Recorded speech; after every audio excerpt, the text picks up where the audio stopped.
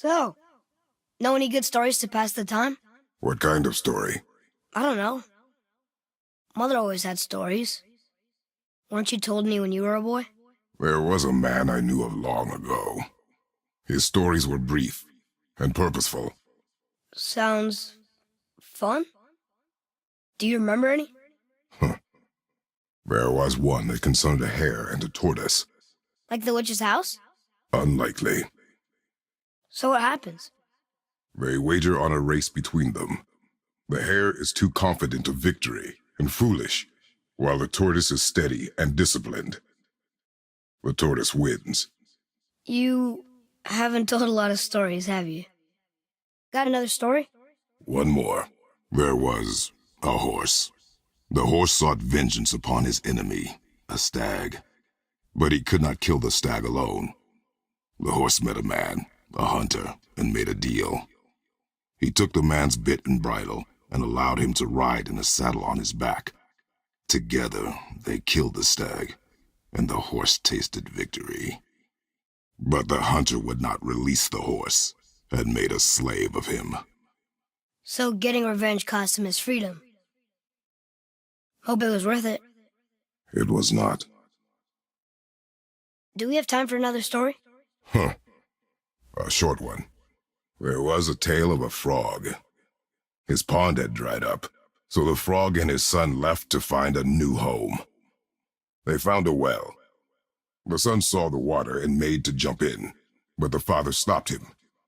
He saw the well was deep, and once inside they would not be able to escape if the water dried up again. Wisely, they moved on. That's it? Yes.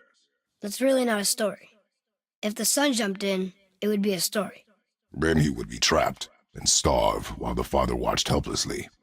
See? That's a story. So, what other stories have you got? One more. There was a young man who was caught stealing and condemned to die. His mother came to visit his prison. She was a kind woman who could only give love.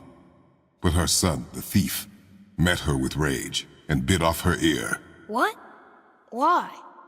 Because the boy had always been a thief, and his mother had taught him only love and nothing of consequences. Had he been taught discipline instead, he might have lived longer.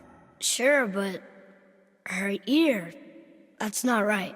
So, why'd you want to name me Atreus? I know it can't be for a god. No, he was a soldier, a Spartan. A great warrior? All Spartans are great warriors. We trained from birth. Our lives were discipline, duty, battle, and death. Life was grim, and we greeted it grimly.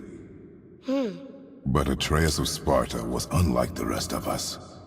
He wore a smile even in the worst of times. He was happy. He inspired us to hope that though we were machines of war, yet there was humanity in us. Goodness. When the day came for him to lay down his life in battle, his sacrifice saved countless others and turned the tide in our favor. I carried him home on his shield and buried him with all the honors of Spartan custom. His memory was a comfort in dark times. Wow, you actually told a good story. Mimir missed it.